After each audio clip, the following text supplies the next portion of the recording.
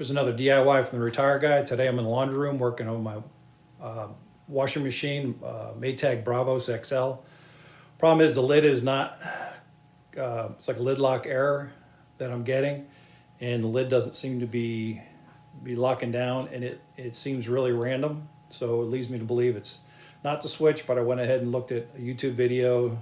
Looks like there's a lot of problems with the switch. So I changed the switch out, had it in for 24 hours. It worked one time, and then it came right back. So I took that switch out, put the old one back in, and noticed something during that process. So I've had the top off 3 times over the past 3 days to change out this switch. And today when I had it out to put the old switch back in, I worked this little plunger and I lubed this with silicone and I put it back in. And there's no play when you put this back in. But apparently when I put it back in, I had it sitting just high enough that I could hear it. Well, definitely catching this lip. There's the back side of that latch, and it was catching on this edge here. The door's not real straight, and when it comes down, it's sitting.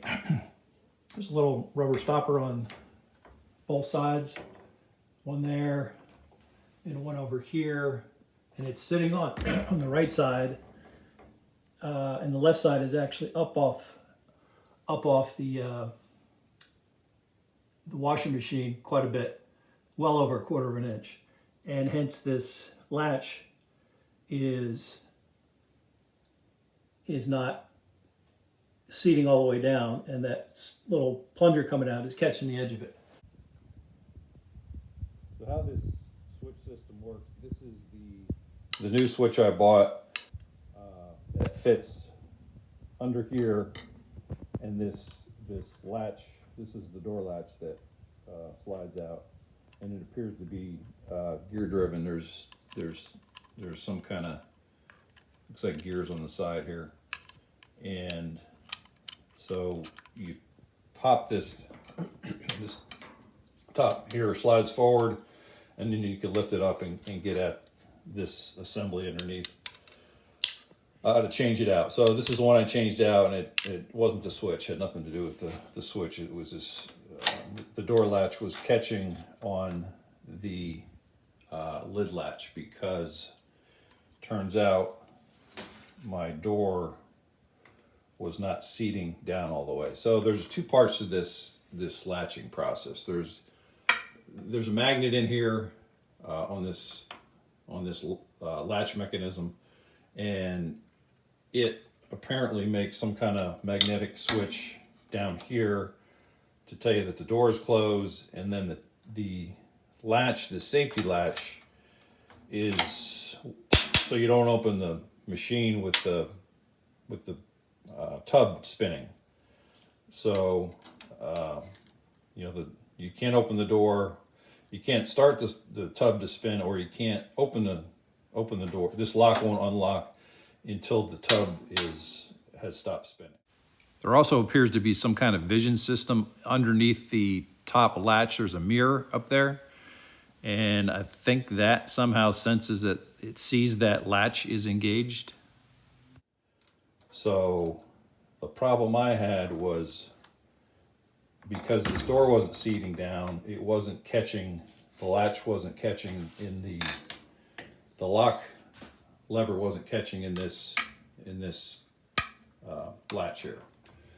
And the reason it was random is because you can hear that door kind of settling in. Well, it's because it's cracked back here. The reason it's not sitting level is this is cracked and causing the door to sit up, and you can press it down. I mean, once I press it down, I can get it to seat on this stopper down here, this rubber stopper. But if I just drop it down, just close it, you don't do anything, it's sitting up 1/4 inch.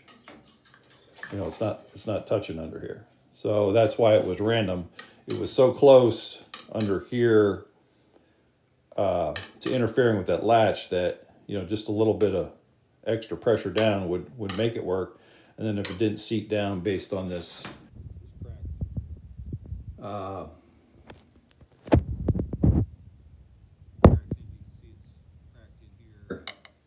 then split. When you put it down, you can see it's supposed to be together there. There's a big gap where it's come apart.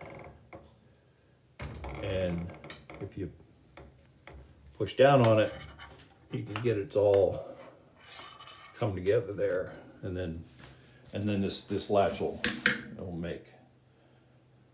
So I'm gonna figure out how to possibly glue this. So I've decided to brace this cracked door with this plate. So I've got a hole down here and a hole here.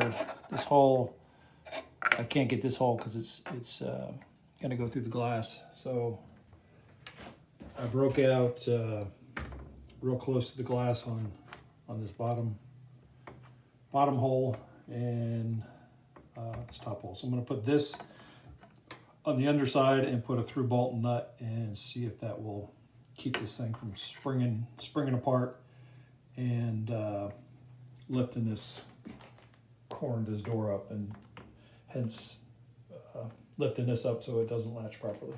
So I'm using an 1.5" bolt. I had some of these rubber backed washers in my toolbox, so I'm going to put that underneath. I'm going to put this fender washer on top so it basically spreads out over the glass, and then a nylock nut. It's a locking nut on top of that. So that's what I'm going to try. So when I drilled the hole, the plastic piece popped out, so I've filled it in with some 3M marine adhesive, which I use on a bunch of stuff. Works real well. So I just smeared some of that around, and now I'm going to put the bolt through and 2 bolts and bolt that plate down. Okay, there it is. It's an 1.5" bolt. I just used the size I had in my toolbox.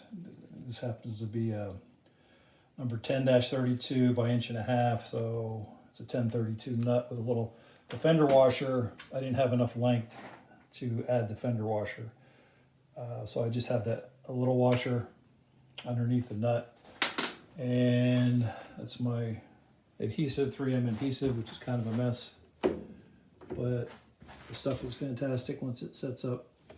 And that's the plate and the screws underneath, and no more settling. The door goes down and is seated on that button on the stopper. So no more creaking and cracking. And I don't know what a new door costs, but it's probably not cheap. And that latch should work hopefully every time, and that's definitely not going anywhere now. Doesn't look the greatest, but saved whatever a new door costs, so should be good to go.